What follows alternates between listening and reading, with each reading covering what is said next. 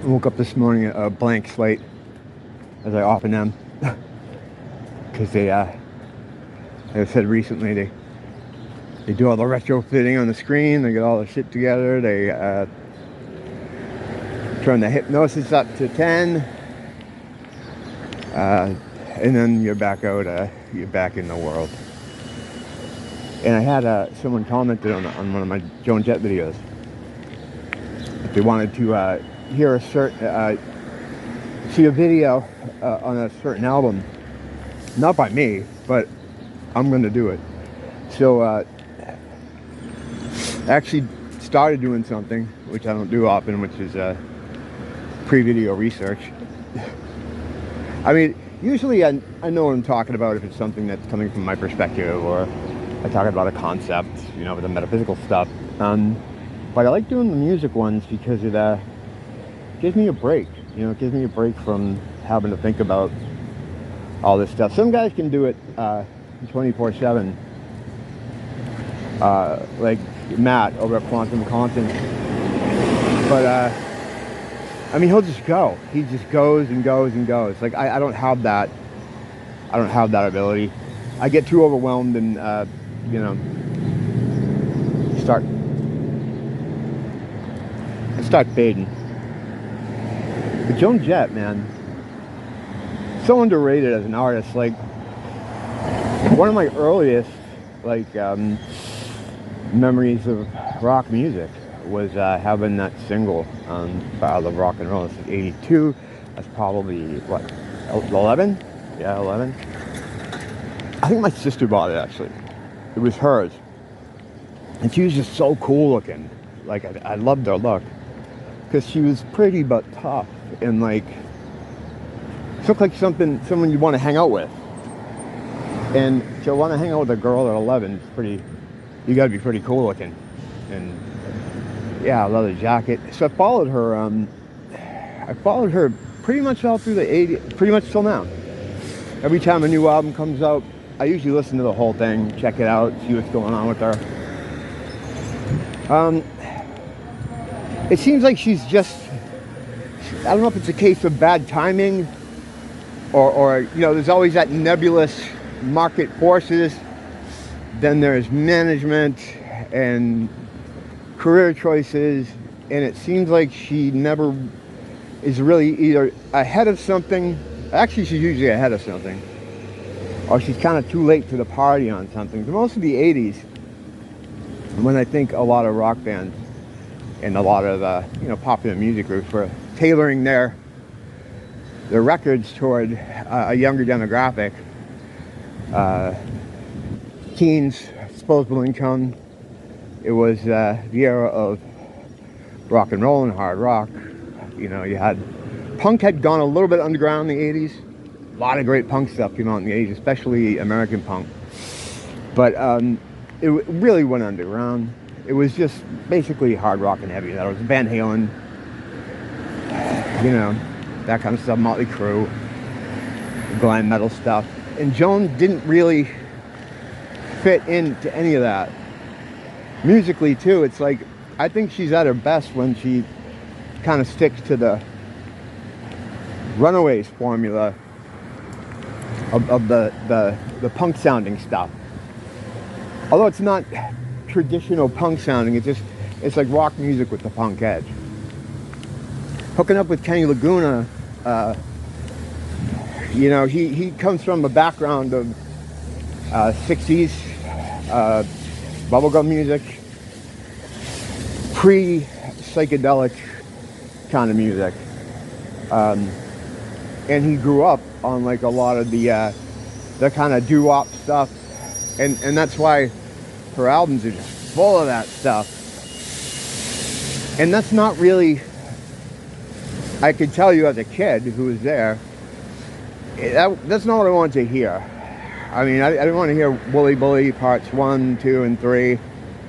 Anytime I heard like, I appreciate it now that I'm older, you know. The New York Dolls did that whole thing. But she, was a lot of that kind of stuff all over her albums.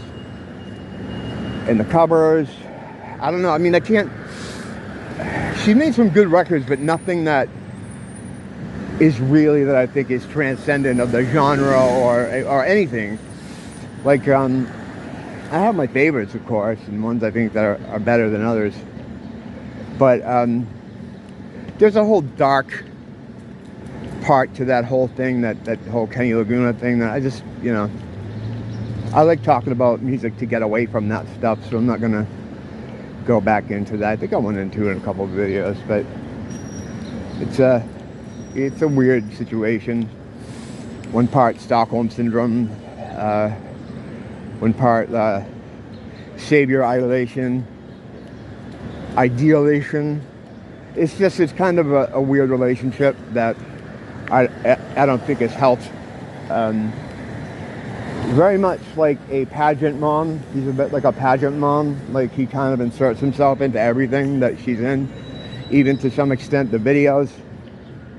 I watched the Joan Jett movie, the documentary there. It came out a couple of years ago. I forget what it's called. It's called Bad Reputation? I think it was. I don't know. But like 15 minutes into it, he comes in the room like to light a cigarette for her, and I was unaware that she still smoked. But anyway, and then from that point on, it's Kenny's documentary. He starts talking about his background and the history of bubblegum music. I could not care less about that shit. And it went back to Joan, you know, but he was a presence in it. Like the entire, like at that point, it goes from her being the talking head, like sitting down. Now it's Kenny sitting down and they're talking to him, you know, and he's like, well, the whole bubblegum thing started, and it's like, wait a minute, someone did a bait and switch on me. So the Kenny Laguna thing is a problem. I'd classify it as a problem. With Joan Jett fandom, you got to accept him. And I'm just not interested in his, I'm more interested in Joan. I'm here for Joan. You know, I was into it for her. I like the songs she did without him, like the Runaway stuff. He wasn't involved in any of that. And if you look at the albums too, like when she finally started moving away from him in the songwriting capacity, she had, for the Up Your Alley album, that became her biggest album. When she got like, admittedly we had some song doctors in there, Desmond Child came in and stuff, but I don't know if it was a better album than some of the other ones, but it was definitely, I liked the style a lot more. There wasn't unnecessary doo-wop songs, or it wasn't Blackboard Jungle or Wooly Bully. I know he likes that shit, that's cool, but I don't know if that resonated with kids in the 80s, and certainly I don't know how much it resonates with people now. It was a moment in time, and some things can make a comeback and be retroactively cool, but I don't know if we've ever had the big doo-wop comeback. And they kept trying it album after album with her. Like, let's do you know, I don't know. You know what I'm talking about. I can't keep giving you examples if you understand what's happening. But right away, well, no, it wasn't right away. She retained some heat. I would say up until like 84, you know, 1984, she retained some heat. Because whenever a new single would come out, you know, they'd always play it and stuff like that. So she had a presence, you know. But by 86, she did that movie with Michael J. Fox, Light of Day. And they had an album that came out that time called Good Music, which just kind of came and went. That was kind of the bottoming out of her commercial fortunes. And that's when I think her label, her management, everybody said, all right, we have to do something. We got to do something. And they got Kenny to, I don't know how they did this, but he kind of got pushed aside or asked to step aside, or maybe they tricked him. I don't know. They did something, but they got him away a little bit, and they brought in some other songwriters, and she had a really great success with Up Your Alley, I Hate Myself for Loving You, A Little Liar, all that stuff. And then in Duran Duran fashion, she took the success she had being on a roll, and torpedoed it with a covers album. It's like, why do people do that? What you need in that situation, and I think what bands are afraid of, and I think Duran Duran probably had this same problem. When you have a successful album, you know, in this case, Up Your Alley, or with Duran Duran, the Wedding album, where you have hit singles, especially for an artist that was prominent, lost some heat and returned to prominence. When you get that hit album, right, and you get that comeback thing, you want to stay there. Like, you want to stay in that zone. And you don't want to tarnish that heat, you know, you don't want to cool off that heat. So sometimes, like, you're like, shit, can we come up with something as good as that? Chances are you're gonna, there's gonna be a step down in a commercial sense. If you have a really big hit album, a lot of times, especially with these older acts, you know, older. I mean, they weren't old then, but the way to maintain that last album heat is by not making another new album. But you still got to release something. So at least with a covers album, some bands do live albums. They'll do another greatest hits album with the new single. They'll try to stretch that moment out instead of going back in and having a swing and a miss and then it be over. I understand the thinking, but in this covers album thing, I could probably think of a lot of other bands that did the same thing after a successful album. But Duran Duran would chronically do that. They would move 2 steps up and then take 3 steps back.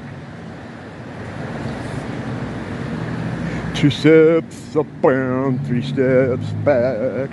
They closed down the Hot Wheels factory and I lost my job. Yeah, so the covers album had some cool tunes on it. She did a great version of Dirty Deeds.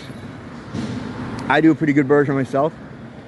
But yeah, she I think she tried to maintain that moment. When she did come back with another studio album, music had gone through that sort of forced change where and a lot has been made about the takeover of grunge and the death of heavy metal and this and that. I think it was, I mean, yeah, there were those factors for social change. They control that stuff anyway. But I think the main thing was, it was almost like when you get these executives making a lot of money at these companies and they figure, well, we can get rid of these guys and get some guys out of college who will take a lot less money to do the same thing. I think it's one of those kind of things. Like, well, we could pay David Coverdale $5 million, or we could get Elaine Stanley or Kurt Cobain and 3 other guys for that kind of money, because they were new, you know?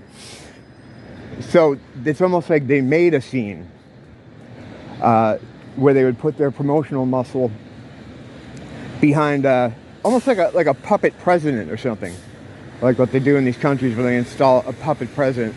They switched out some of these higher paid guys for guys they could pay a lot less and make a lot more money off of.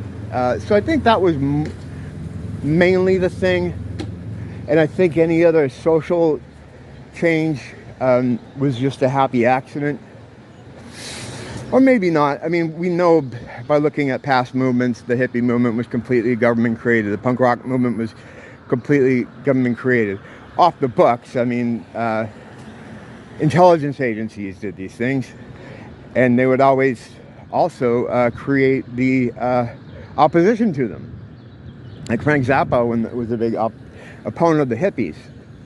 But they're both created by the same people. Because if anyone's going to try to challenge what they're doing, they want it to be their own people. That way, if anyone emerges as someone people listen to, they can co-opt them and be like, oh yeah, why don't you go talk to Frank? He hates this shit too. And they own Frank Zappa. See, I'm letting this drift into my regular stuff. I can't help it, you know. But yeah, so by 92, I remember she came out with a song with Paul Weller. It was really good.